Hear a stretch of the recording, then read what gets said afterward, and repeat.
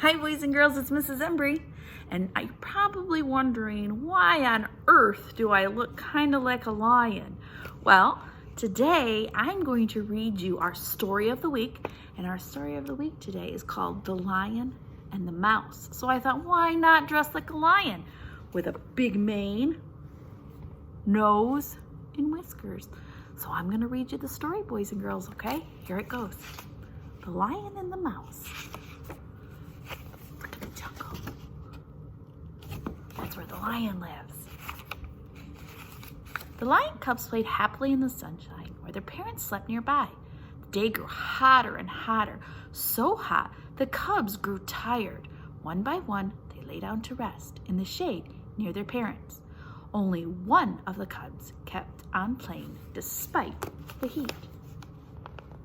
Remember, a baby cub is a lion cub. In the blazing sun at its highest, however, it was too hot for even him, so he padded over to the shady spot at the edge of the jungle and went to sleep. See him? He's sleeping in the shade. Suddenly, a little mouse scampered across the sleeping lion's paw, tickling him and waking him up. The lion cub snarled angrily. The mouse froze, too terrified to run away. "I'm sorry I woke you," she said, trembling. See him on the paw? Boys and girls, scampering's a fun way to say run across. When the lion saw that it was only a harmless little mouse, he smiled and said, "Off you go, little one. I won't hurt you." "Oh, thank you for sparing my life," said the mouse. "One day I will repay you for your kindness. If you ever need help, send for me."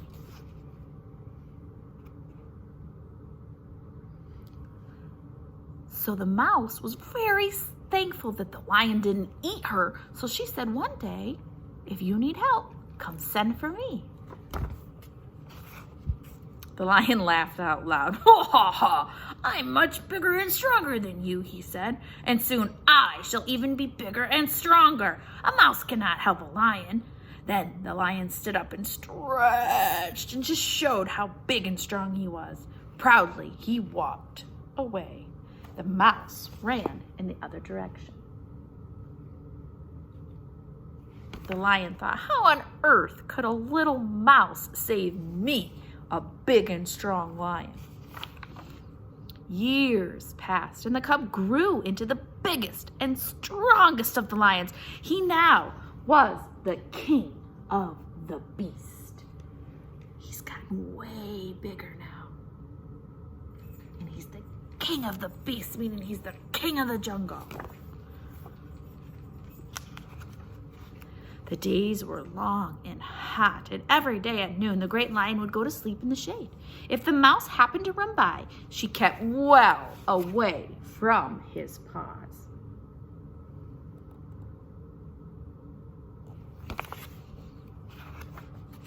One day, when the lion headed for his resting spot, he fell into a trap.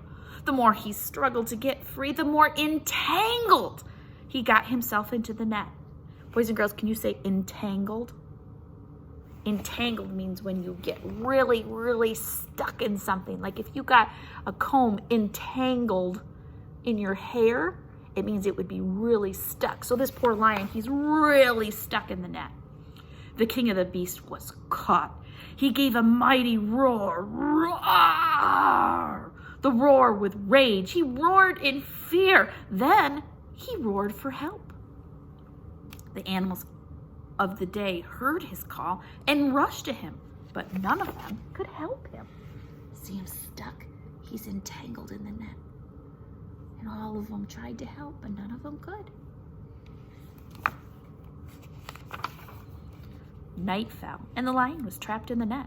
The animals of the night crept up to see the captured lion, but none of them could help either. See, it's nighttime now, and even the owl and all the other animals that come out at night couldn't help the lion either. Early the next morning, the mouse appeared. "You called for me?" she asked. I will help you, as I promised years ago. The lion looked at the mouse in amazement. No one can help me, he said, and least of all, you.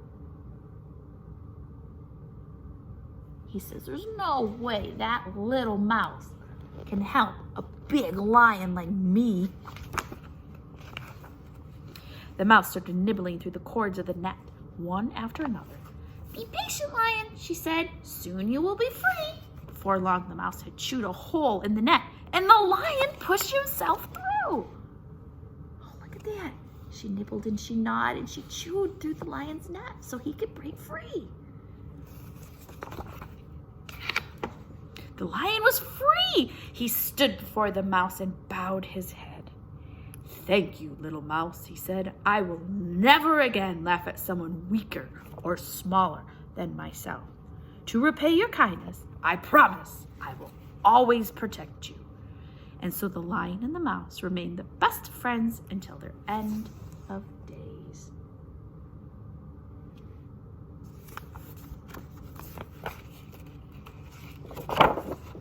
The end. So in the beginning, the lion thought, there's no way this little mouse could ever help me. I'm the biggest and the strongest. But one day, he needed help. And the only person that could help him was someone who he thought was way too little and way too weak to help. So make sure that you always are thinking of everyone and never just judge them just because you think they're too little or not big enough or strong enough or even smart enough, because everyone has a special way that they can help you. So boys and girls, make sure you answer the questions after this video. Bye, boys and girls.